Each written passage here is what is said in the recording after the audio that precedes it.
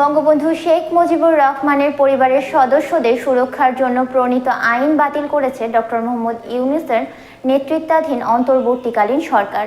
আজ বৃহস্পতিবার উপদেষ্টা পরিষদের বৈঠকে জাতির পিতার পরিবারের সদস্যগণদের নিরাপত্তা আইন 2009 বাতিলের সিদ্ধান্ত হয়।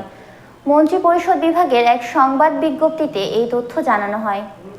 বিগত সরকারের আমলে জাতির পিতার পরিবার সদস্যগণের নিরাপত্তা আইন প্রণয়ন ও জারি করা হয়েছিল।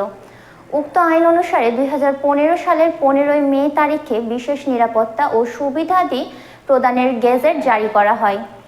বিজ্ঞপ্তিতে বলা হয়, কেবল একটি পরিবারের সদস্যদের রাষ্ট্রীয় বিশেষ সুবিধা প্রদানের জন্য আইনটি করা হয়েছিল, যা একটি সুস্পষ্ট বৈষম্য বিরোধী ছাত্র জনতার গণ অভ্যুত্থানের পর বর্তমান অন্তর্বর্তীকালীন সরকার সব বৈষম্য দূরীকরণে দৃঢ় প্রত্যয় গ্রহণ করেছে।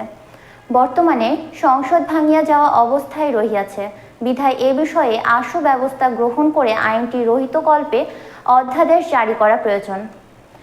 এ প্রেক্ষাপটে উপদেষ্টা পরিষদ বৈঠক কর্তৃক জাতির পিতার পরিবার সদস্যগণের নিরাপত্তা অধ্যাদেশ 2024-এর খসড়া লেজিসলেটিভ ও সংসদ বিষয়ক বিভাগের ভেটিং সাপেক্ষে চূড়ান্তভাবে অনুমোদন করা হয়।